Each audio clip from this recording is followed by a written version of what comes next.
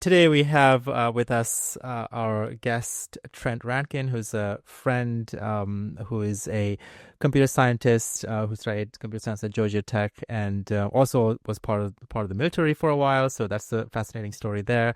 And then was an engineer at Apple, but also went through a heart transplant relatively recently, which is an incredibly rare experience at a very young age. And Trent is a really good friend, and he's with us today to talk about that experience. And yeah, so we're really excited to interview you, Trent. And also, of course, we have Ben joining, who's my co-host, who is a CEO coach, former CEO of the Esalen Institute, the home of the Human Potential Movement, an entrepreneur with an exit to Google, and also a father. And yeah, excited to get started and dive in with Trent. But please, everyone, subscribe and like our podcast. Let us know what you like and how we can improve things and what kind of guests you'd like to see. And yeah, let's get going. Cool. Why don't we start with Trent? It's really, really great to have you here. And we've had some conversations in private, and I really wanted to dig into some of those details with you on some of the amazing, unusual experiences that you've had. But maybe we can start with kind of a little bit of your background, about little Trent, maybe who was little Trent, and where did he grow up, and what was that like? Yeah, so I'm from an unconventional place that you don't hear of from very often in the Bay Area. I'm from Alabama. I grew up very, very close to the University of Alabama, where the famous college football team is, Roll Tide. And then I moved and did a lot of growing up right on the Gulf of Mexico, I guess Gulf of America now. I don't know. No, I don't think any of us call it that. But right on the Florida-Alabama border. So if you go to Google Maps, it's easy to find my house. Go to Florida-Alabama border, zoom in right to the Gulf of Mexico, and there's like a little loop that it does around an island. And I'm right on that island. So that's where Oh, I grew wow. up, and it was a beautiful beach area to grow up. And I was a super normal kid, just lived a good life, had a good family, and lived on the beach and ate good seafood. And that's how it all started. And you went to Georgia Tech, right? And then you also enlisted in the military. Like, so I'm kind of curious, how did both of those came about? Georgia Tech is an amazing school. So, like, did you always want to become a technical person? And then how did the military thing come about? Yeah, my undergrad, which I got before I went in the military, was at the University of Alabama in computer engineering. I did that because I definitely wanted to join the military. I had typical Southern boy fantasies of serving the country, being a hero, stuff like that. Not naive stuff looking back, but important for our military structure and for people to. Absolutely. How old were you when you enlisted? I was 22, so I'd finished Okay. my bachelor's degree. And Okay. I finished the degree because I was like, I had spoken to military recruiters before I went to college, but I didn't like the way that they kind of sounded. Like it seemed almost scammy, honestly. They were like, "Do you really want to get a degree? Like, isn't it Yeah. really that more important than saving the country?" And I was like, I don't know. You're really like coming at me, trying to persuade me here. And so I was like, I do want a degree. I want to finish this. I would be Yeah. proud of it, and it's something I want to accomplish. And in case things don't work out, obviously you can't Yeah. be active forever. Especially we thought that at the time. And so I wanted to finish the degree, and also would make my parents proud, all this stuff. And so I finished my degree in computer engineering, and then immediately signed up and joined the Army after that. One question I have, because you said, this is typical Southern boy mentality, and I'm a California boy. Can you walk me through that? Like, what is that mentality that you grew up in Yeah. that felt typical to you and so atypical Yeah. for me? And maybe it's a little less of like when I was growing up, I felt like it was a mentality, and more of when I was in the military, it's overwhelmingly like from more rural states. that people join the military, and that could be for many reasons. I mean, you kind of it's more similar of a lifestyle than the city lifestyle, right? Like, you're like camping all the time, you're like hunting, you're like working with guns. It's just more similar of a lifestyle. And then typically, people in more rural areas have a very strong sense of like patriotism, Right. and joining the military. And then many military bases, especially the Army headquarters is in Georgia. So a lot of places are in the South, and it just, like the familial lineage is propagated there. Many people are, from families that were in the military. So there's a lot behind it. So, obviously I'm coming in with my own bias, so maybe it's not true or not, but Yeah. I've come to deeply appreciate as an adult the feral quality of the American South and rural areas. It's just like this strong bent towards independence and strong belief systems, whether you agree with them or not, and then the patriotism, which I really admire. I'm curious how that experience shaped you as a human, because I asked this because I went through like an intense personal growth journey myself, and I was trying to figure out how do I put myself in a situation where I would be almost forced to get my shit together, right? And one of the best options that I thought of was military, but it was not an option for me at the time because I was not a citizen. And I almost considered joining a mercenary army, where you can like kind of get paid to do shit or whatever. But like there's like there's the patriotic element, but also there's the discipline that lifestyle enforces, and I'm curious what you got out of that. I think developing discipline is a large part of how it changes most people when they go into the military. And people ask me all the time, like, well, did you go in and come out like way more disciplined? For me specifically, I don't think this is common. I was very disciplined before I went in the military. You are very disciplined. I had a very structured workout regimen. My house was always completely immaculately clean. I was very good at organizing what I did. I was great at responsibility. I was good at not procrastinating. I'm, one of my like, claims to fame or whatever is that I've never pulled an all-nighter in my life, because I always planned very well on how to study and how to prepare and complete something and have a good timeline for it. I did that all throughout my undergrad. But one way, the biggest way it did change me is that before the military, I was like completely introverted. I didn't have many friends. I like studied all the time. Like that's all I did. I studied and played a ton of video games. I was played tons of League of Legends and during undergrad and tons of video games during high school. And when I went into the military, it just 100% flipped on its head. I became a massive extrovert. And since then I've been a massive extrovert. I would love to spend 24/7 with friends all the time talking. Right. I never get tired of being social. I never feel like I need to be alone. I always want to be hanging out with friends. And I think it was because of the experience of 24/7 being with your brothers and being with comrades and going through shit together, and just like how amazing it makes things. I mean, like I have no positive recollections of the military except for the time that I spent with my brothers, and that makes it more than worth it, because you it's so I think maybe you get that feeling a few times in life where you really have that camaraderie, but just like because you're forced together all the time, you don't have a choice. If you're in real life, you'd be like, no, I'm gonna get my own apartment and have my own room, like, but you're forced to do it, right? And the camaraderie is just so, everybody's going through this shit, and the only way you cope with that is humor. And the humor is it's incredible. I've never laughed so much and so hard in my life, because people are so funny when they have to deal with shit that sucks. Yeah. And there's just, there's nothing like that. So I came out a huge extrovert. That completely shifted me, which was. So what's an example of shit that you had to deal with that sucked? Right.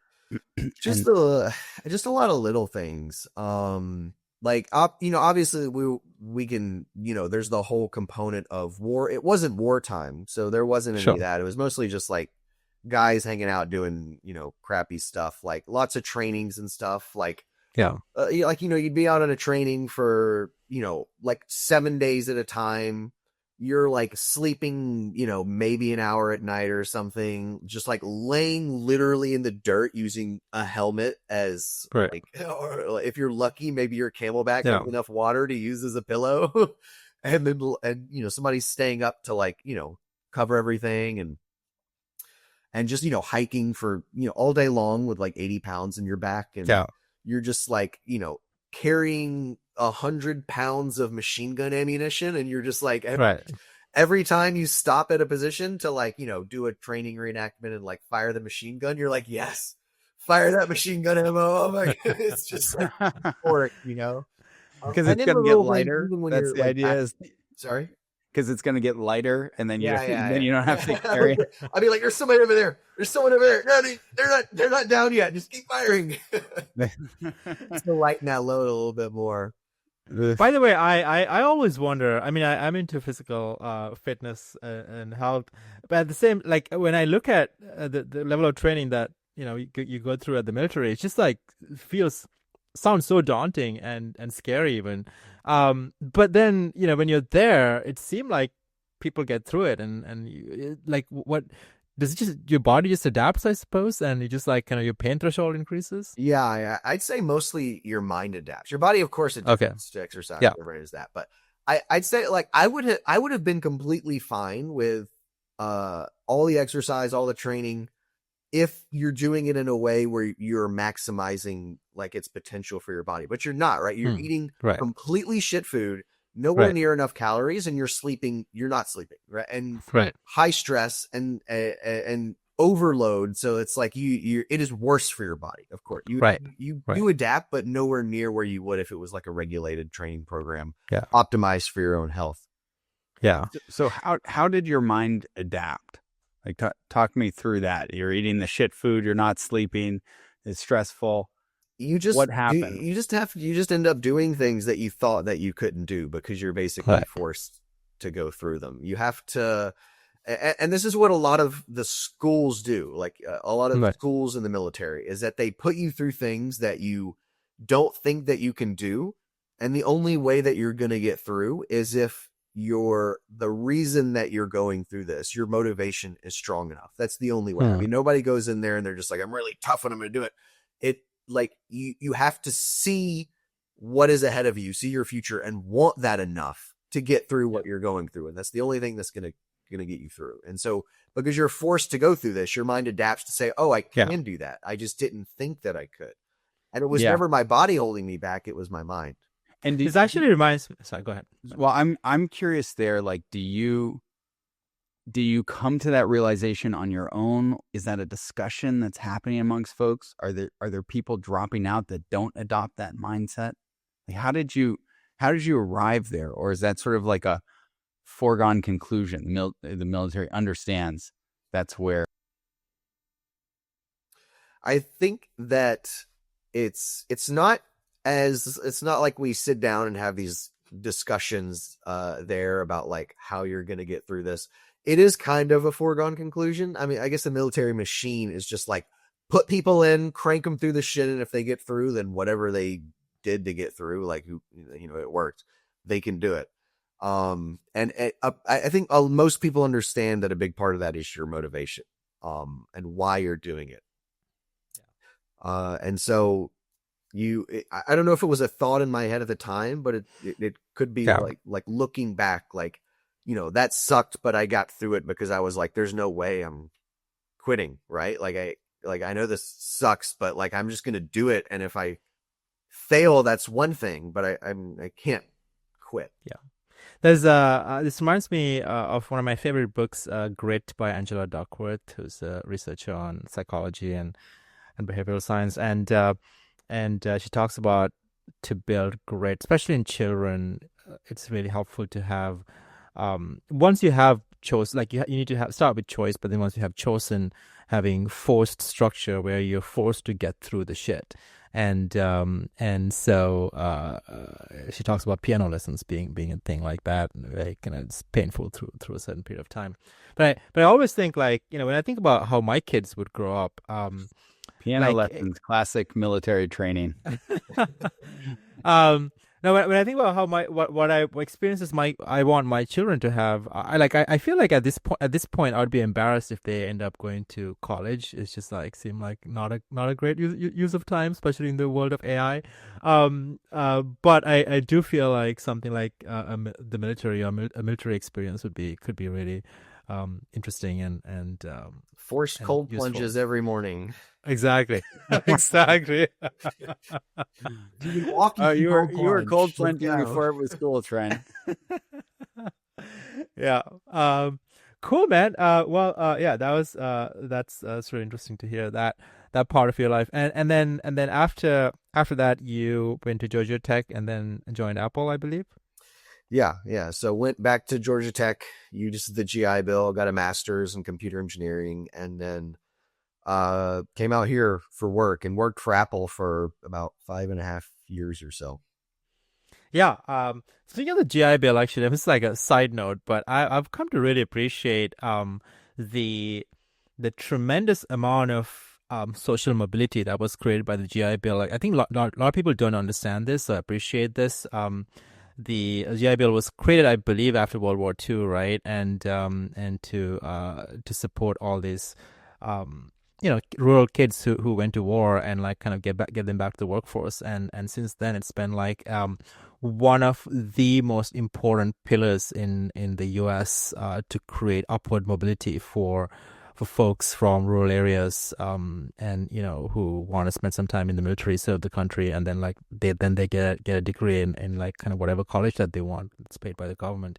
Yeah, it's been, I don't know, it's one of my favorite policies is what I'm saying, I guess. Yeah, the military has definitely treated me very well since I've gotten out. Yeah. And Apple, which is again amazing company. You worked on I think kernel software for human interface design devices. Yeah, so basically there were several components in the team, but the easiest one to talk about is human interface devices. So like anything that a human would interface with, touchscreens, buttons, keyboards, mice, sensors, all the different types of sensors that would read how a human is interacting with a device. And so the firmware on a lot of the embedded, the smaller embedded devices like AirPods, and then, over to the kernel, so low level operating system software and drivers for this, and then all the way up to user space for distribution to like applications and stuff, so that you can tell, Robinhood that you just, clicked to YOLO on some more options. Yeah. Awesome. And we can talk about how you're gonna apply those skills in like kind of your newfound interest space. But maybe we should dive into your health journey, which is absolutely remarkable and Can I fraction ask of one go ahead. question before we dive in? Absolutely, yeah. Because this is just burning in the back of my mind, which is, it's such a natural transition from, Alabama and the military to Silicon Valley because their ideologies are so similar, right? But so I'm curious what that was like. What was that like for you, right? Like to transition from one to the other and be right in the heart of Silicon Valley, which is such a different mindset. Yeah, now it feels like Silicon Valley is like my home, and California, the California mindset is my mindset. Yeah. And I did always feel a little different in Alabama and in the military, just a bit more, the mindset a little bit different. I mean, as you can imagine, a lot of people, especially, in Alabama, don't have a very open mindset or much experience with the world and different cultures and different ideologies. And I definitely grew up with a little bit of that, but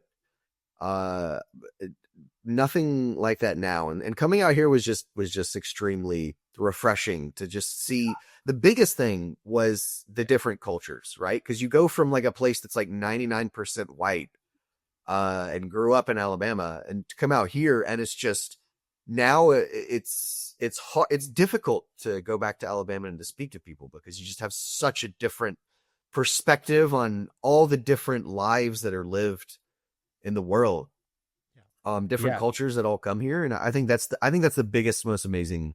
So, Trent, and about your health journey, which has been, like, one in a, I don't know, many millions experience probably. And when did you first know about the health challenges that you were to have later in life? So that actually ties into the military story. Okay. So I was in the military. I was in the Army. I was a Ranger, 75th Battalion, and or 1st Battalion, 1st Battalion, 75th Ranger Regiment. And I was in Ranger School, which is one of the hardest schools that the military has to offer. So it has 3 phases. I had just made it through the first phase. And because it's such a notoriously tough school, they just will like scan, do minor scans of people's health and stuff like that. Like this is literally where you're sleeping. They forcefully will only let you sleep 2 hours or less per night. You eat 1 MRE per day, which is 2,000 calories. Horrible food. And you are like hiking through mountains all day long. So you're burning like thousands of calories, like 4,000 or 5,000 calories a day. You're only eating 2,000. You're only sleeping like 2 hours a night. And I've never had, I can never get this back, the deepest, darkest, most comfortable sleep you could ever have in your life. As soon as you lay down, it's like, and you're, and it was just like the. You didn't need the blue light glasses. Such dark. The meditation and journaling. Yeah. There was one funny story. There's one funny story though that we were like, so every night you would like take turns where you would just like, everybody would stay up for like 10 minutes or something. And because we would all like rotate because everybody needs to sleep, but there always has to be somebody keeping guard. And so one night it was my turn to keep watch. And so like, the person woke me up and it was like, I was like one of the first shifts of the night and I like wake up and I'm like, all right, 10 minutes. All right. I'm just going to like lay my head down, but stay awake and keep watch. Yeah. And then I like passed out, obviously the rest of the night. Nobody else woke up. We're all asleep. And then of course we got yelled at in the morning. And then like the next night, everybody's like, all right, who should we have go for watch first? And everybody's like, let's have Trent go. I don't want to wake up. But yeah, so I made it through the first phase, and then they're just like doing minor checks on everybody. They listen to your heart really quick, right? Just like a really quick stethoscope, listen to your heart. How are you doing? Nothing ever happens. But then for me, a very rare occurrence. They were listening to my heart, and one of the doctors, who's of course also in the military, who's also part of the Army, heard a heart murmur, heard something wrong with my heart, that it wasn't beating perfectly. And so then it just kind of immediately snowballed into a lead up of I needed to get an ECG or an EKG and then electrocardiogram and then an MRI and all of these things. And unfortunately, I obviously had to leave the school in order for these things to happen. And eventually, I got the diagnosis of having hypertrophic cardiomyopathy. Mm-hmm. And what does that mean? So hypertrophic is like hypertrophy. So like, larger muscle cells. Mm-hmm. And so cardiomyopathy is just cardiomyocytes are heart muscles, and so cardiomyopathy is a disease of heart muscles. And so hypertrophic cardiomyopathy means that part of your heart muscles are too thick. And so part of my left ventricle was too thicker than it should be. It causes a smaller left ventricular cavity than you are supposed to have. And so the left ventricle is what I'm sure anybody listening knows mostly about the anatomy of the heart, but we can kind of go into it a little bit. So blood is pulled from your body through the right atrium into your heart, out of your veins, out of your organs, into the right atrium of your heart, and then goes into the right atrium and then into the right ventricle. Uh-huh. And so then the right ventricle will pump whenever your heart squeezes, and it sends blood into the lungs where it picks Uh-huh. up oxygen because it deposited oxygen in all of your tissues, picked up carbon dioxide, does gas exchange in your lungs. And then the left ventricle will expand, which pulls blood into the left ventricle through the left atrium. And then the left ventricle will contract as your whole heart contracts and then send blood out to the rest of your body. And so the left ventricle has to push blood throughout your entire body. And so it's very strong. It's much stronger than any of the other chambers of the heart. And so because of that, because it needs to be so strong and has so much stress, it is usually the part of your heart that fails first. Most heart failure is failure of the left ventricle. And so my left ventricle was slightly too thick. It couldn't have enough blood in it. And so to compensate, it would squeeze harder. And so because it squeezed harder over time, it would just get weaker and weaker. And in order to cope with this stress, it would start to dilate. A little bit like an athlete's heart. So like an athlete's left ventricle will also be dilated, but in a healthy way. Because in order to supply all the blood that your body needs, that an athlete needs, the left ventricle gets a little bit larger in order to compensate. I see. It's a healthy compensation for an athlete. But for me, it was an unhealthy compensation. It kept dilating and dilating and dilating, eventually leading to what they called burnt out left ventricular dilation. And so And is it caused by, is it genetic condition or caused by it something was a genetic else? condition. Allegedly, it was there from birth. Right. That it was too thick my entire life. Never really presented with any symptoms or even wasn't even detectable until I went through the stress of this rigorous school. And so because you have this condition, because I had hypertrophic cardiomyopathy, you cannot serve. It is not, you are not allowed to serve in the military. Right. And so even What was how did you, like, 22 or so year old Trent discovers that this, I mean, I don't know, like you're kind of full of life, looking forward to everything, and you discover that you have this thing in your heart. How did that impact, I don't know, what did you think? What were your thoughts? So I was 24 whenever they diagnosed. Okay. And rapidly you're on the trajectory of getting out of the military. I was incredibly fit at the time, like most fit I've ever been in my life, because like I said, while you are in schools and stuff, they beat you down on purpose in order to see how you handle it. But when you're just in the normal military lifestyle, you're able to be decently healthy. You can have a good structured workout regimen, and you can eat well and sleep well. Yeah. And so I was the most fit I've ever been in my life. And so I was getting. You had completed the training. Is that it? Of Ranger School? Yeah. Or you were in it? I was in it. I went through, there's 3 phases. I completed the first phase and then was kicked out of the school for medical reasons. Right. And then kicked out of the military for medical reasons. Honorable medical discharge. And so having to get out of the military was the bigger effect on my mentality and my mental health. I was very rebellious about the health thing. I was like, I'm super fit. This is bull crap. This isn't really a thing. It's just some tiny thing that is some, there's some paperwork now, some bull crap that's getting me kicked out of the military. And my bigger focus was the bigger crisis in my mind was being kicked out of the military, because I kind of always seen myself on that path. I kind of seen myself on like a lifetime military path. And so the biggest difficulty was kind of having to recreate who I was in my image of myself and my image of my future. That was incredibly tough. Right. What I would do. Right. Yeah. So that's it's a powerful story, Trent, discovering that. And also actually, Ben, you had a similar experience too. Like you both, Ben was diagnosed with cancer around the same age, and I feel like you kind of, your approach was also being rebellious. Maybe it's that age, like you're just like so full of, I don't know, like energy and life, and then like health problems hit you and you're like, what the fuck?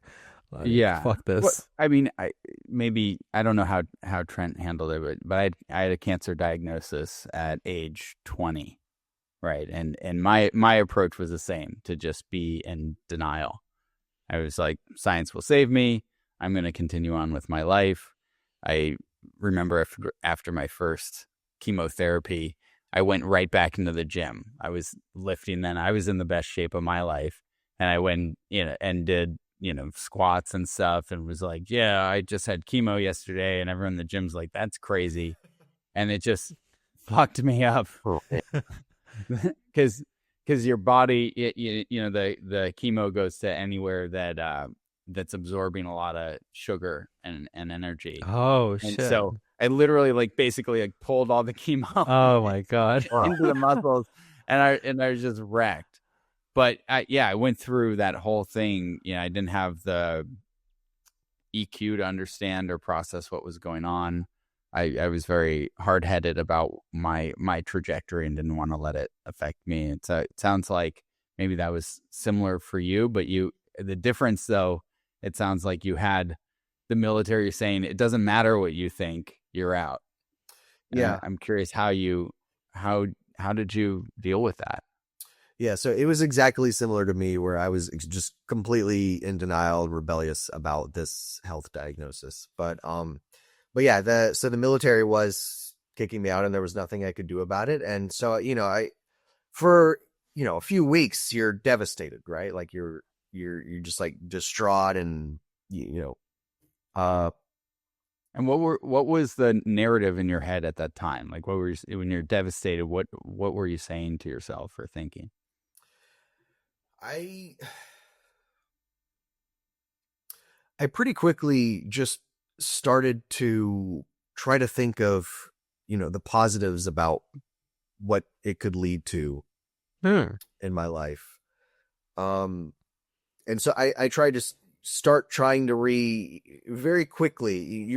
It's like, maybe it was like you're too shattered, like your image is too shattered. And so it's more of like, it's in a way it's denial. It's like, no, this was meant to happen. This is actually part of, my story and how things are going to be. And it's going to like be better because of this. And my path wasn't that anyways. I didn't even want that anyways. Like it's going to be even better now. It's more like coping, like very quickly you have to cope, because like the more shattered you get, the stronger the coping kind of has to be to piece yourself back together. Yeah. But also I just want to honor that. I don't think everyone does that, right? Yeah. Some people get caught up in the narrative that like, oh, it should have been this way. I had a close friend who is very similar to you. He was on the path to be a professional baseball player, and then they discovered a heart issue, maybe a murmur or some sort of arrhythmia or something. And it was the same thing. Like his career just ended in that moment, and he never recovered, right? Because it was sort of the narrative was, it should have been this, I was stolen from me. So I just want to celebrate that your mindset may not be the norm. Yeah, and I feel like it's the ones that with that mindset that survive, and you end up actually talking to a meeting in later in life even, right? Like this. Yeah, it's almost, I don't know what it is. It's a genetic thing or whatever, that like kind of the orientation towards kind of positive outlook is such a powerful thing. That is one way that I've always been blessed, to have a very good optimism and always a positive outlook. So I totally agree. I think there's complete genetics involved with your proclivity to depression or optimism, and I've just gotten lucky in that way. Well, and how was your family through all of that? Like your mom and dad, did they have a similar outlook? Or so they my mother was just ecstatic that I was getting out of the military for a while. She was like, "You're really happy about that," but then also like everyone was worried about the medical diagnosis, but because I was so healthy and so active, I was able to kind of convince them and talk them down and be like, "No, it's nothing. Like this is just like some tiny medical, little thing that doesn't really matter, but it's like you're not allowed to serve with it. It's fine." And my mom was like, "That's awesome." Like she was so happy I was getting in the military. It was like, and then I had already by the time I talked to them, I had already had plans to go to grad school and get a master's. Right. and use my engineering degree. And so my parents in that way were super, super happy. They're like, shit, he's going to be an engineer now instead of like, it was a big rebellion to go into the military against my parents' wishes. Oh, see, this Right. is the part of the story we didn't hear because earlier on you go, that's the mindset of the South, and so I'm thinking, oh, your parents are all aligned with that. No, not with my family. I didn't mention that. Not with Yeah, my family.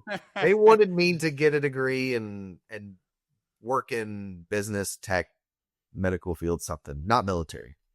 So how did that happen between you and your parents then when you're like, hey, Mom, I'm going in the military? How I think it had how did they helped respond? because I had just been 4 years completely separated, in undergrad, independent, doing my own thing. And so it was basically at that point, I'm like living my own life, right? Like if I was in high Yep. school and trying to do this, a completely different story because they still feel that parental ownership over me. But because I'd been so independent for like a very large chunk of time and separated from them, it felt like I was more independent. And of course we still argued about it and they still didn't feel right about it. But at the end of the day, they're like, it's your life.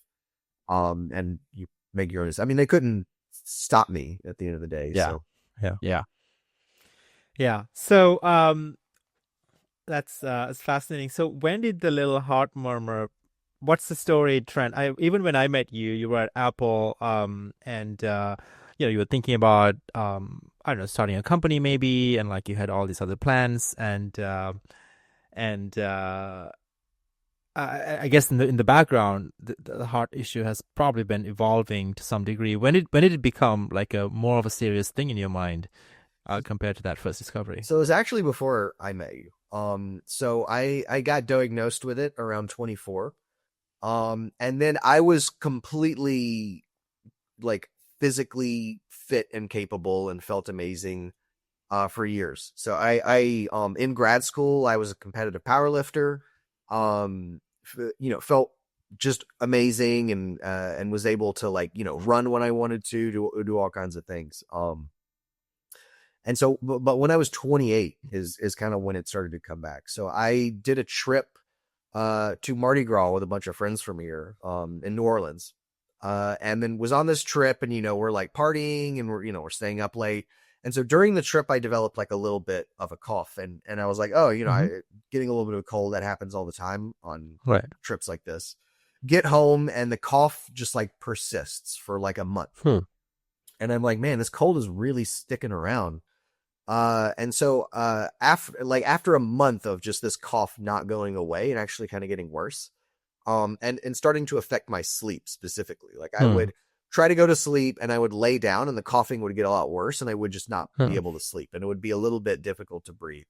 And little did I know at the time that these are the primary symptoms of congestive heart failure. Wow. And so I signed up finally for like for a VA health care provider, and went to the VA here in Palo Alto for the first time and met with a general care provider.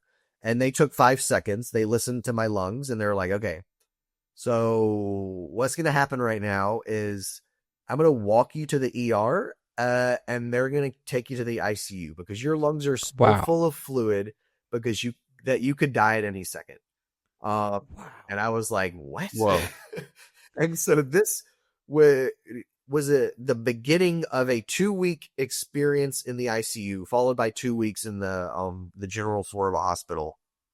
What's the connection between your heart and your lungs being full of fluid? How does that happen? So your lungs being full of fluid is like the primary symptom and indication of congestive heart failure. So what happens is, like I said, your right ventricle will expand, pull in blood, contract, push blood to the lungs. Your left ventricle expands, pulls in blood from the lungs, and then contracts and pushes blood out to the body. So if your left ventricle is very weak, it's not able to create the pressure that it needs to push blood back into the rest of the body through the arteries. Right. And so the back pressure that accumulates backs up into the lungs, and then the lungs will accumulate fluid that gets pushed to them from the right ventricle. And so fluid the just builds fluid is up enough in your basically lungs. Sorry. blood. Is it like blood plasma is basically being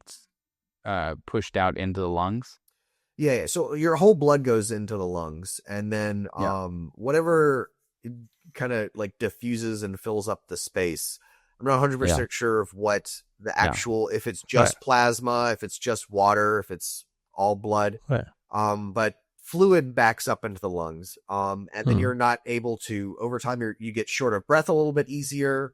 And then after a while, you just like, it's harder to breathe in general.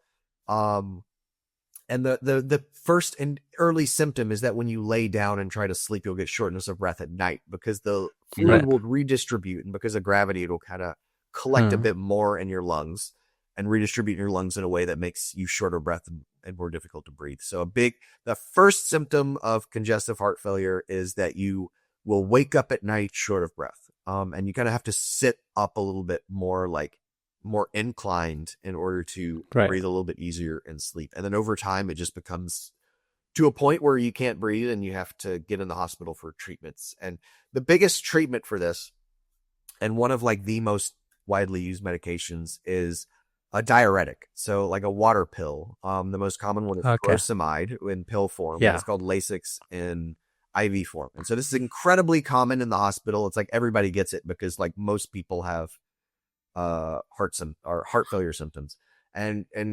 building up fluid is also like a big it can be caused by other things too. And so like this is just a ubiquitous medication that just makes you pee more, and then because you pee more, your lymphatic system will more quickly drain fluid out of tissues like your lungs, and then also like your legs, because your legs swell as well. That's also a very early indicator of congestive heart failure, is that fluid builds up in your legs, specifically like around your ankles, and your feet are like puffy.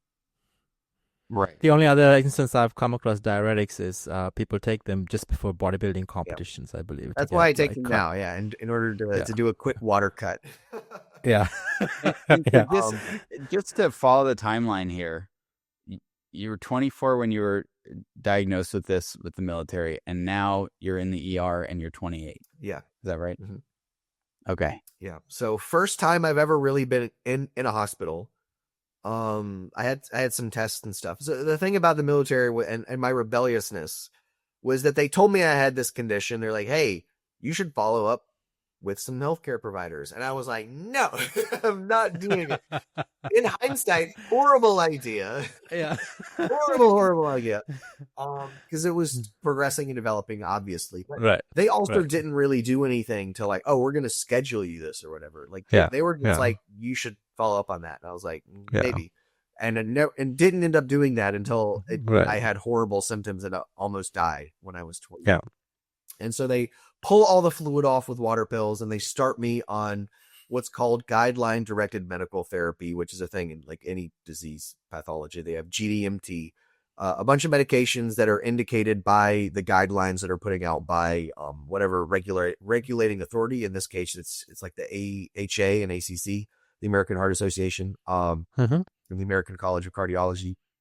And they have, for congestive heart failure, they have 4 medications. The primary one is Entresto, which is, we don't have to go into the details of these medications. It just helps it just dilates your arteries and reduces blood pressure. It helps perfuse your body with blood without having to pump his heart. Got it. Carvedilol, which is a beta blocker, or any beta blocker really, that just causes it blocks the beta adrenergic receptors on your heart, which causes it to beat harder and faster. And so your heart will beat softer. And then also empagliflozin, or any SGLT2I inhibitor, which is just makes you pee out glucose. And then for reasons that are too complex to get into, it benefits your heart. It's a leading medication in type 2 diabetes. And then also spironolactone, which is a mineral corticoid receptor antagonist, which is really the only mineral corticoid that we have is aldosterone. And so it's an aldosterone receptor. It blocks aldosterone, the effects of aldosterone, really. And so you're on those 4 medications. I was put on them. It got me back to a good baseline. And then, of course, a low salt diet. So extremely low salt, because really salt is just all about blood pressure. It whenever you pee, if you pee out salt, then water goes with it. If you retain salt, then water stays with it, and so water will stay inside of your blood. And so the more salt that you have, the more that water that you retain, and the higher blood pressure, the higher blood volume. And because of the way that the kidneys work and your heart works, when you're in congestive heart failure, you retain more sodium for many complex reasons. And so they want you to pee out a bunch of sodium. And so you're also usually on a diuretic to help you excrete sodium, and with sodium comes water. And so it just helps you reduce blood volume and blood pressure. It makes it easier on your heart. And so really all of this is not like a solution, right? It's not helping your heart at all. It's just it's not improving your heart at all. It's just making the load lighter so that it gets less worse over time. It's preserved more. But it's still always coming for you, right? Like your heart. And then how long were you in ER that time? So I was only in the ER for a few hours. I went to the ICU. Oh, okay. So I was in the ICU, the intense care unit, the highest level care you can get in a hospital, for 2 weeks, and then I was on the floor for 2 weeks. And yeah, it was my first interaction with a hospital ever. I'd never really been to the hospital. And so just going from never being in the hospital to in the ICU for 2 weeks, where it's incredibly intense. You're hooked up to 10 different things. You got 2 IVs in. It was pretty wild of an experience, honestly. And then it must have been like another huge psychological shock, because here you are, like kind of, I don't know, powerlifting and like having the time of your life, and then all of a sudden, holy shit, this comes back. And like, what's the delta between the mindset that you went into the hospital and when you came out? So the nice thing about the hospital is that, like, before I had gone to the hospital, right, I had gotten so bad that I could barely walk. I was always short of breath. And so to have gotten to a point where we kind of know what's wrong, and to have figured it out, and to feel like I'm in a safe place and I'm okay. Yeah. It felt nice. Like, at the time it wasn't like, oh my God, like what's going to happen? It was like, oh, thank God that, like, I'm not literally dying anymore, because I was literally dying a few days before. I was like in the gym. I was still lifting. I lifted the night before I went. I'd do deadlift. It'd be really hard. And then I get on the treadmill, because I'm like, my mentality before going to the hospital was like, my cardio is really bad. I really need to get back. I guess your cardio was really bad. And so I tried to walk on the treadmill at like 2 miles an hour, and I would be like dying, and I'd be like, and I was like, my car, I was like, this is denial. Got us into Huberman and like, get you a VO2 max. Cardio is so bad that they can't walk at 2 miles an hour. I was in pure denial. I was like, I just got to get back on the treadmill. and then I went in, and a few days later, I was like, obviously, this was wrong. And I was in denial about something completely horrible going wrong. And so by the time I had finished the whole hospital stay, the mentality was basically like, things are worse, but now I'm on the right path. I'm on the right medications. I have a good team in place that's helping me figure this all out, and I'm going to be all right, and they did. Some of them, most of them were like, we'll see how things progress. GDMT is really good. It's going to go well. If any, in case things don't go well, there's always the option of transplantation, but we're not of advanced therapies like transplantation. Okay. But we're not going to think about that. That's not going to happen for a really long time. There was one doctor that came in. He was like a new doctor from Harvard, like young, sharp guy, just told it like it was. He was like, the way that I see things, you're going to need a heart transplant in 3 years. And I was like, wow. Little did I know how accurate he was, because nobody else was saying anything. I was like, I'm not listening to this guy. How many years did he say? He said 3 years. It didn't take 30. Oh, no, 3. Oh, 3. Okay, yeah, he said 3. Okay. And it took exactly 3 years. Oh, wow. Okay. Wow. I do. That's impressive. That's impressive. Yeah. So I got out, and like on these new medications, on a low salt diet, being more cognizant of these drugs, I was able to live a pretty good life. And that year was the year that I did Burning Man for the first time with you. And I was feeling pretty good. I was doing good cardio. I was running like not nowhere near as I was, but like an average person. Like I could do 3 miles in like 30 minutes or under 30 minutes or something. I'd worked back up to, and I was still lifting pretty heavy weights. And feeling like, okay, I'm not who I was, but at least like I'm better than I was those months leading up to this, and I can live life like this. Like I can live life like this. It did require me to like let go of some of the aspirations I had for life. Like, oh, I want to be, I want to like set records in powerlifting. I want to be this much of an athlete. Right. But pretty much everybody, and that was the point for me to have to let those things go. But pretty much everybody has to do that at some point, right? Like everybody has to sure. They have to determine their priorities, right, and chase those. And those weren't priorities for me, and so it was okay to kind of let those go. Right. Well, what was that process like for you of letting go? It was a process of accepting that you can't have, to be cliche, you can't have everything everywhere all at once, right? It's a maturity. It's a maturity that we all have to go through. There's always a reason for us to have to go through it. We always have to accept it. And this was the reason for me. You have to determine your priorities in life, and you have to chase those. We all have to do that at some point. You have to say, I can't have everything. I can't be, a CEO and also a competitive powerlifter and like create all these things. Like I have to choose of what path I want to take. What's most important to me. And it helped me accept that and do that. And get over those that's things. what I'm sort of curious about is like, how do you do that process? Do you journal? Is it a conversation with friends? Is it you go for a long walk? How do you?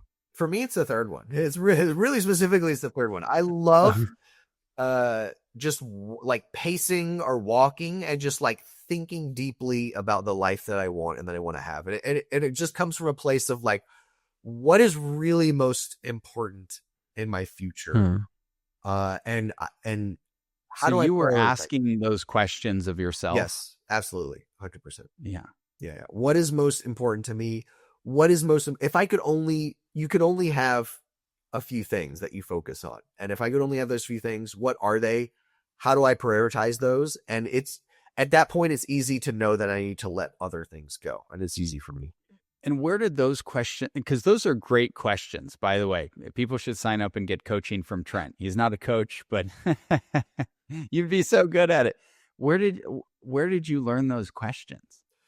So I think some of it came through the process that I went through, right? Like you have to question what your future is like. Like you almost, you basically die. You don't have a future, and you have to think like, what do I want my future to be like? Like you have to come to terms with that. Like, especially when you get to the point where you get through the revolutionary, amazing point of like, oh, I will live, I will have a future. Now what is it like? It makes you come to terms and forces yourself to think about the future that you have and that you want to accomplish. So coming through a near-death experience, as many people would say, forces you to kind of think about the future. So I feel like we sort of skipped over a really significant part, which is that phase when you were in the hospital. It sounds like it was not at all clear that you would make it through that and that you would have a future. Is that what you're saying? I think the first initial bout in the hospital, it was pretty clear that I would live for a while longer. At that point, it was pretty clear. For some reason, for me, throughout everything I've been through, throughout the entire process, even when they were literally about to cut the heart out of my body, it never crossed my mind for a moment that I would die. Wow. I don't know why. Like people ask me, they're like, it must have been crazy. Like you're about to be put under and you don't know if you're going to wake up. I was very confident. That thought never crossed my mind. Like maybe like that's fascinating, consciously in passing, but I was like, nah, there's like a very low chance. Like, cause I had looked up all the numbers and everything. There's great success rates of these therapies at this point. And I also had the privilege of doctors and nurses that have gone through this so much that they just like they know the process, and they're even if they're feeling something different on the inside, they're so good on the outside at just projecting confidence, and like never does it cross their, never was I told like you may not make it through this. I never heard that. It was always just optimism, like you're gonna be fine, like it's all going well, like it's all going good. Even if something bad would happen, they just be like, don't worry about it. You're fine. And so I think they probably do that on purpose. I think half of it is that they do this where I went to Stanford. They do this so much. It's such a high volume of heart transplants specifically that they have such amazing experience behind this that they're like, yeah, dude, I mean, this dude's going to be fine. And I think the other half of it is, the first half is that they actually believe that. And the other half is that they know that they just need to project that, and the patient will do better if they believe that. If the doctors project that, the patient will believe it, and the patient will do better because their mentality is better. Also speaks to how far along medical science have advanced, right? Like I was just looking it up actually when heart transplants first started, when they first started doing them in like 1967, it seemed like survival rates were like at best like 50%, literally half the people died, and then now it's like 90+%. Yeah, a lot of that was because of rejection, and and the boost was the advent of modern immunosuppression medications. So we can get into all of the medicinal strategies and all the technical points, whatever you like. So so you came out of this, and you're still kind of like, you went to Burning Man, we hung out, we would like talk about fitness, and like I always noticed that you would bring your own food and like eat very, very healthily. I thought that was like extremely disciplined of you when we would hang out and like kind of work on like these art projects and stuff like that. And then at some point this becomes like a much more urgent issue. And when we all heard about it, we were all like, what the fuck? Like we were just like partying with Trent, like just like, like yesterday or whatever. And so, how did that happen? What was your reaction? And how's that story? So it was a pretty steady downcline. I was able to hide it very well, and I didn't tell anyone. I didn't tell anyone at all. I didn't want people to think differently or treat me differently. And, on some level, maybe I didn't want to accept that things were getting worse, but things were definitely getting worse. In terms of numbers,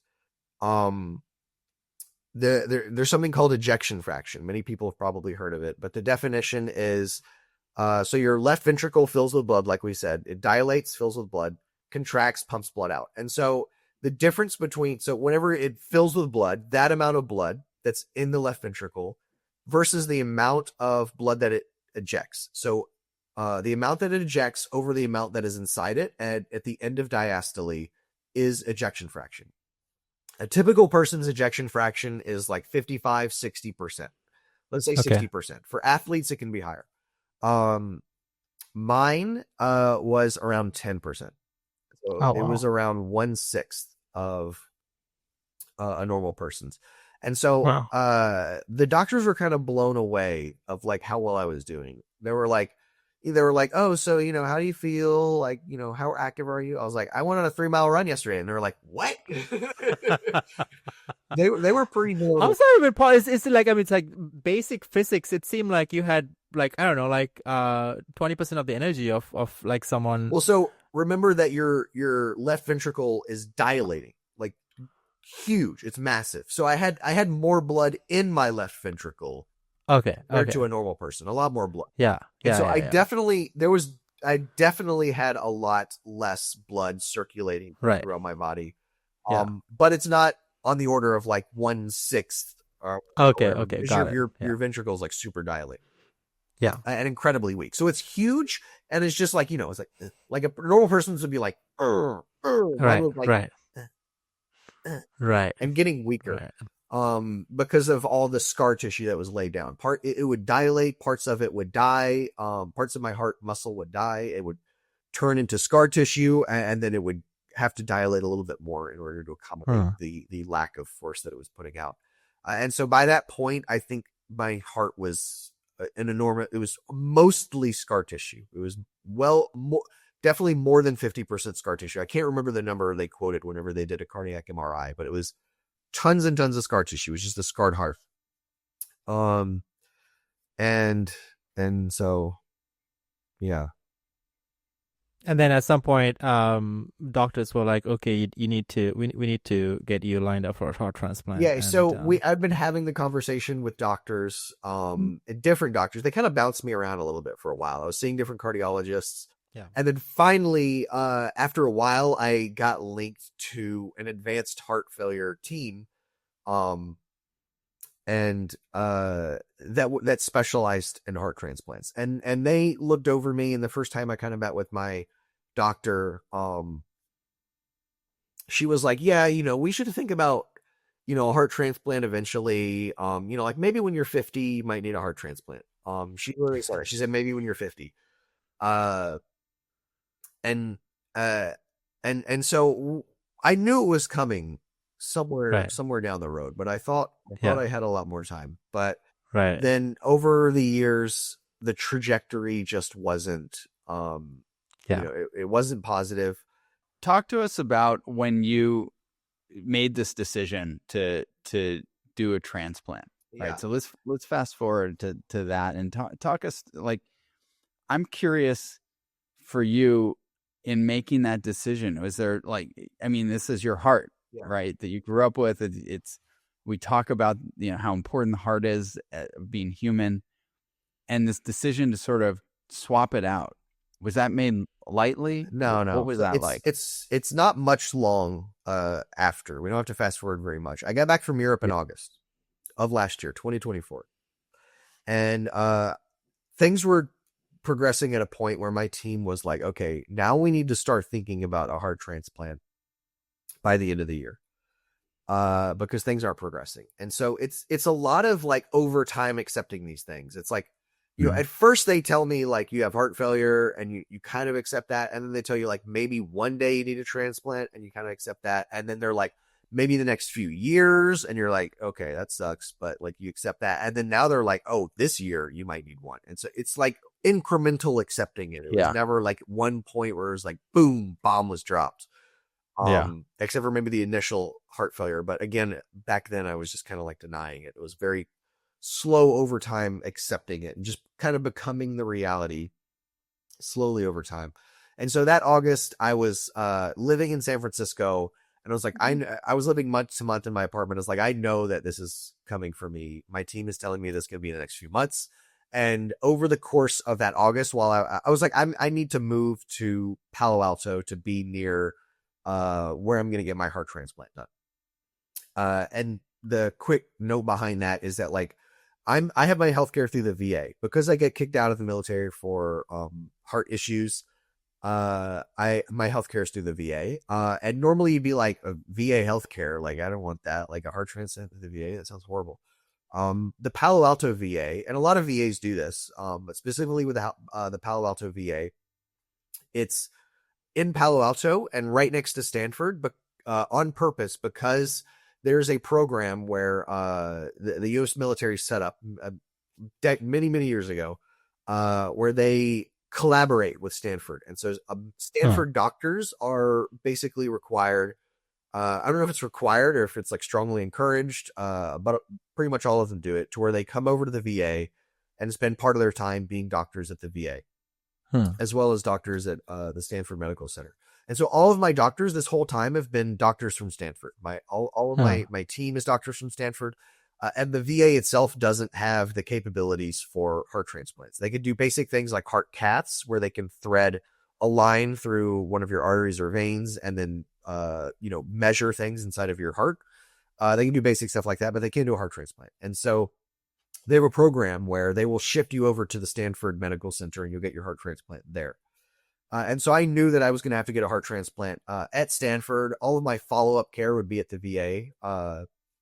And so I was like, I want to live as close as possible, because I currently had to go from San Francisco to the VA like 3 times a week, take me over an hour. I was like, this is unsustainable. So I want to move there. I know it's going to be more after the transplant. And so I moved to Palo Alto. And so during August, I was like finding a place to live, and things were going downhill quick. They were going down here much quicker than they ever have.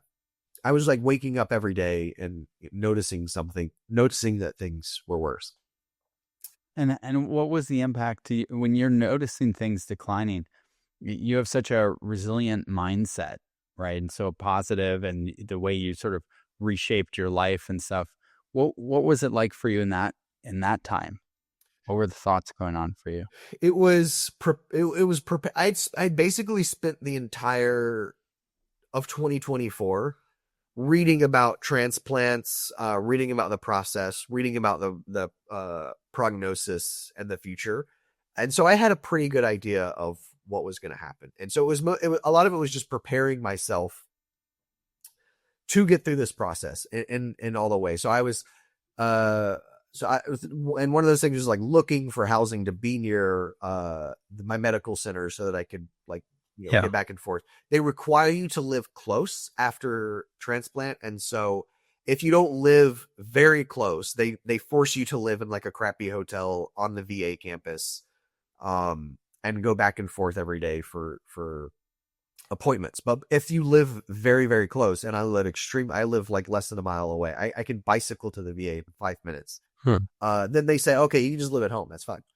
And the other part of this was my mother was moving out here. So it was coordinating with my mother to move out here, because one thing that is with heart transplants is they take it extremely seriously. And they want you to be a good candidate. So if you are like, if you're severely obese, if you're alcoholic, if you're diabetic, they try to help you work through these things in order to get a heart transplant. Right. But the thing that they take the most seriously is that you have a support person, what they call a support person, someone to help you through this process, and monitor you and be with you 24/7. So if you don't have a person that will sign a piece of paper that says, I will be with them 24/7 and take care of them and their health is my priority, they will not give you a transplant. They say, oh, we're too bad. Here's some more medications. You're going to die slowly. So that's a requirement. So my mother had to move out here in order for me to be able to be eligible for a transplant. And so it was coordinating her moving out here and all this stuff. And, we thought we had more time. So I was, at the time I was kind of planning like, oh, I had already gone through the whole mentality shift of like, I want to work in this space, because I care about my health. And so I was also thinking about like, how do I want to work on this? What do I want to do? And looking at opportunities like that. So it was a busy time, and I wasn't too much focusing on like, I didn't really. So it sounds like you sort of kept your. Yeah. I didn't let myself have a negative outlook or negative thoughts. I kept myself too busy for that. And I also, sorry. Yeah. Go ahead. I also don't have the proclivity, luckily, for a negative outlook or negative thoughts. That's great. And so what was the process of getting matched with the donor? So they don't, you don't participate in them. I see. Yeah. Your doctors do it all behind the scenes. You are not allowed to know anything about the donor. Interesting. Is it just like a simple queue that you're on to receive? Yeah. So the way that heart transplants work, there's subtle differences between the different types of transplants. I think they're all like trying different things and coming to more of a consensus. But the way that heart transplants work now is there's a tiering system. So there's statuses 1 through 6, basically how sick you are.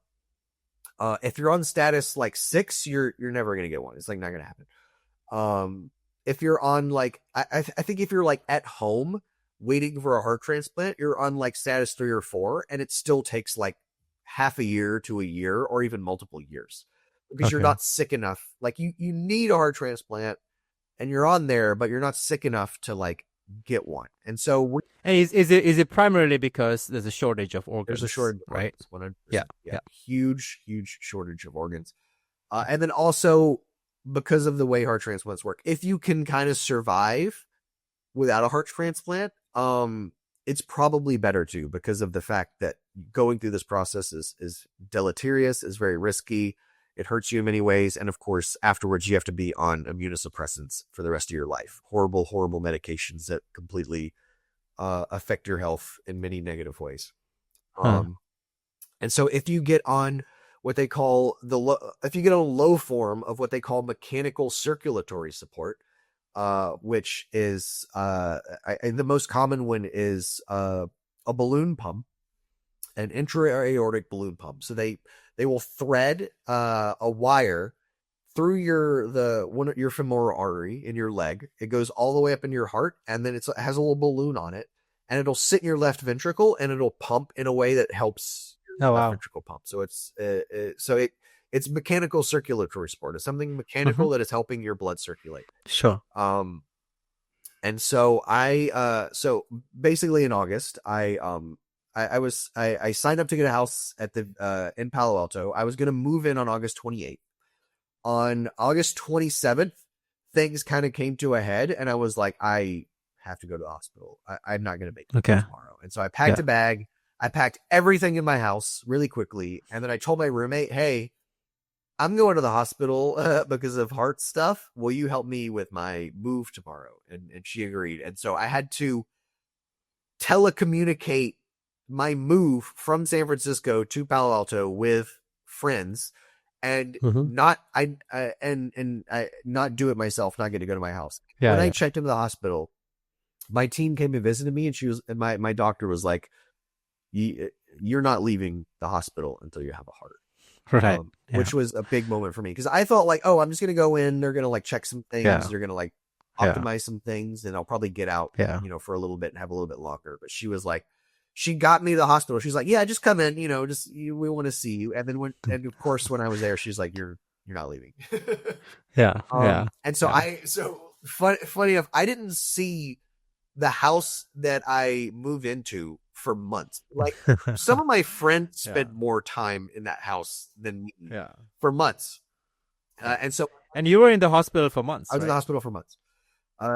Never able to leave. And so my mother moved here just like out of nowhere. She thought she had a few more months.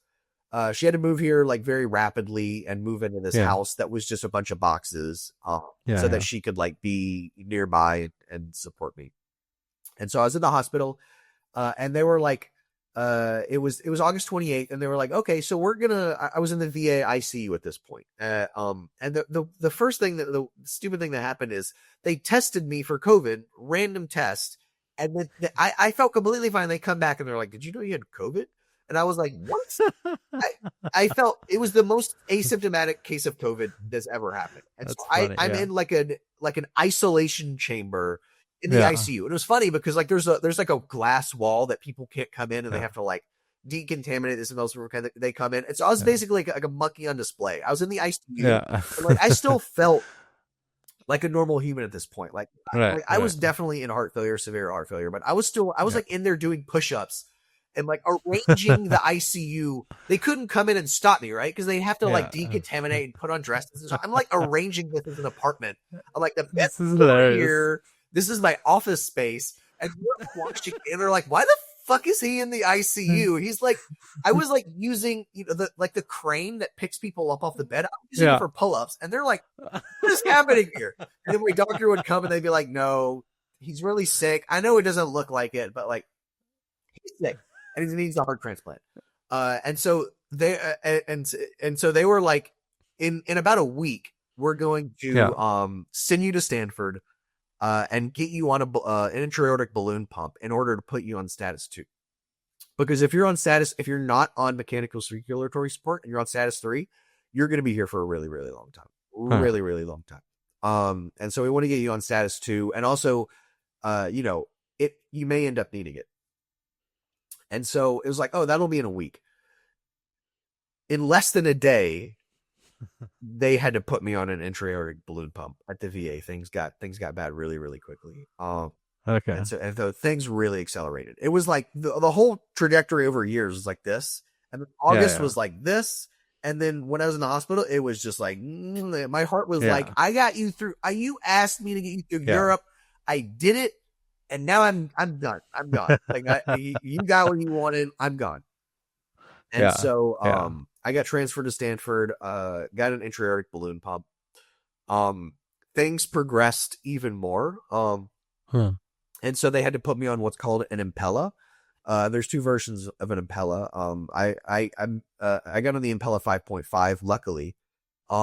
Which just it's 5.5 means it can give you it can theoretically do a cardiac output of 5.5.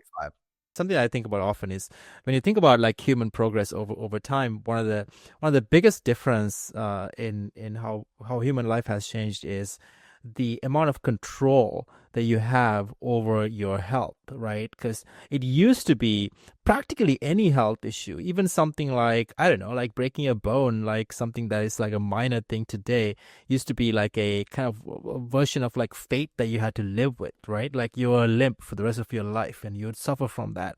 And here you are, 50 years ago, heart transplant was pure science fiction, and you went through that, and you're rebuilding your life, and like you have again, like I mean, not that there's downsides to it, but like you have been granted control over your life, and there's something to build on, right?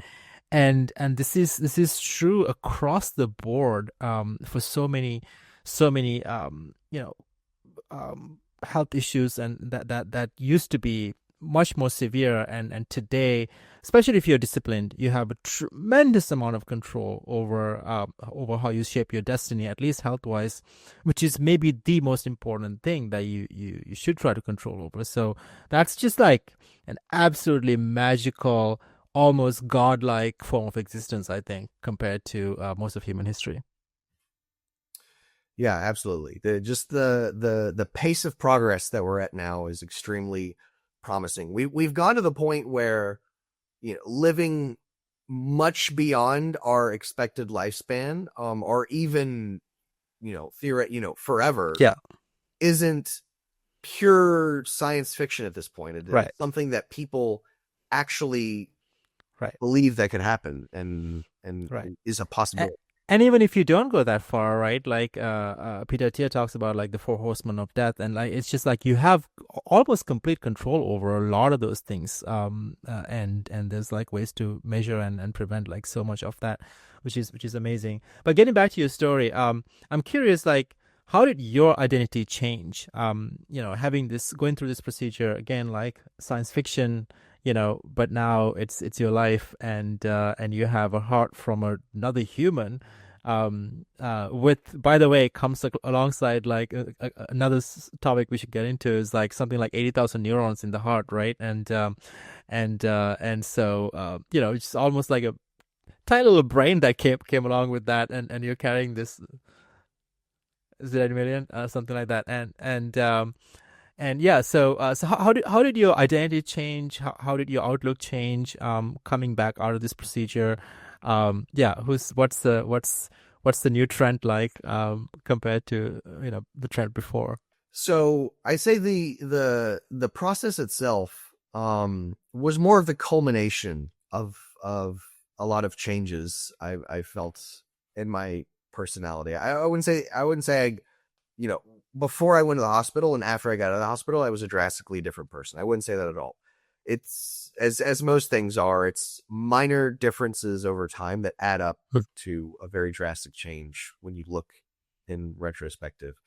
And so me compared to the old me is much more focused, of course, on health, but also just on like living incredibly well, Right. and just being happy, and just having a better feeling of understanding of what life is, and what we can do with it, and why we're here, and the kind of person that I want. Why are we here, Trent? What insights did you have? As far as any of us can understand, I mean, the only thing that humans really care about is their own happiness at some point, right? Like, I mean, what can you do besides try to be happy? What are we all trying to do besides trying to optimize what we feel like is our own happiness? Even if it's not in our own lifespan, even if the people who are focusing on future generations and know that they know that they're going to die, it brings them happiness to focus on those future generations. Well, I think it is a form of happiness, though. Like, so I guess my answer to your question would be, we're here to, I like the very literal explanation of like consciousness is like you're kind of like, you're, it's like how the universe experiences itself, right? Like, so you're kind of here to experience, and then like what maybe one definition of happiness could be like whatever you define as a good experience for yourself, which might be self-flagellation or service or whatever. I like that. Have you noticed there are all these stories about post organ transplant people adopting certain behaviors, desires, cravings from the donor. There's this story about a woman who received a lung and suddenly started craving chicken nuggets, and turns out that the person who gave the lung was fanatic for chicken nuggets, and like it's like so many stories like this. Have you experienced anything like that? I don't want to offend anyone, but I think that is not based in science. I don't think it is it's true at all. I don't think it alters your personality except in the ways that having, recovering from heart failure alters your personality. Right. Yeah, I don't think that the neurons in the heart contribute to the personality of the person that you are.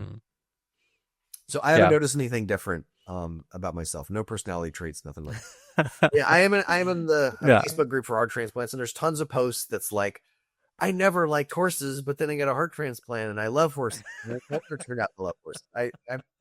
I think that is more of a spiritual, maybe there's a spiritual side to this that Speaking of spiritual, actually, did this experience change you spiritually at all?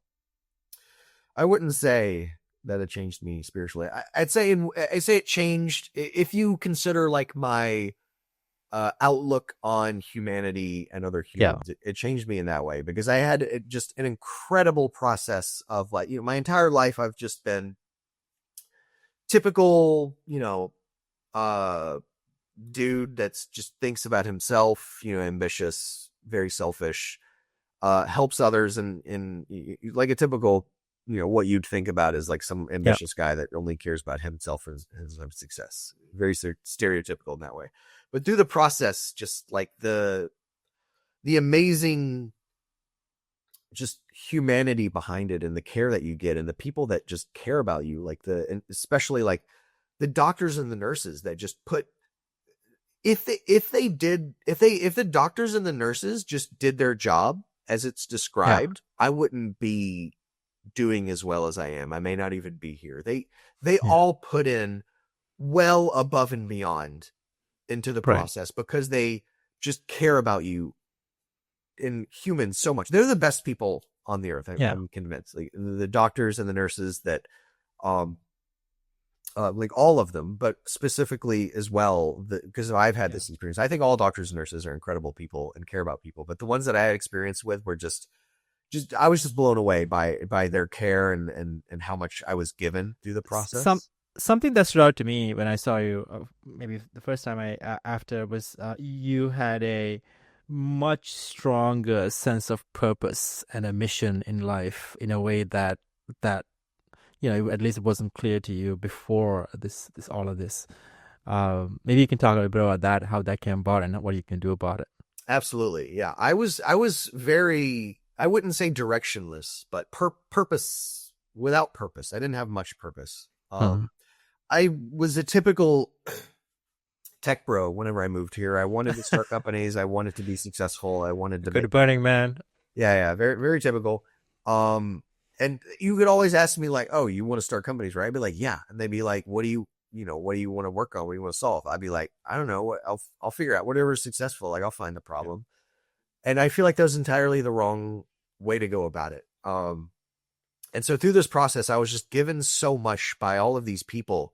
You're given life from the loss of another life, and it just gives you this overwhelming desire to give back and an incredible feeling of society and progress and just how we all can collaborate and contribute to each other. And I had an overwhelming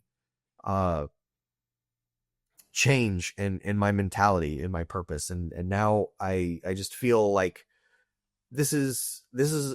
I like to have the view that this is all part of like my fate and my story, and to get me on the right path and to give me a purpose to to work on transplants specifically and make them better. I feel that organ transplants, having gone through this process, that like organs are really what keep us alive, right? Like, I mean, what is being alive besides blood getting to your brain with the nutrients that it needs and help keeping you able to think and reason and perceive? And the organs are the effectors of that. Like they're the ones that keep us alive. And your heart pumps blood throughout your body. Your kidneys filter, your livers filter, you know, and all to keep your brain alive. And we're at such a point in humanity. We're at a great point. Like you mentioned, we've made such strides, and transplants are miracles, but we're still at a fragile point. There's well over 100,000 people on waiting lists for transplants, and only around 45,000, 50,000 per year that get transplanted. What happened to these other people? Most of them die, unfortunately, waiting.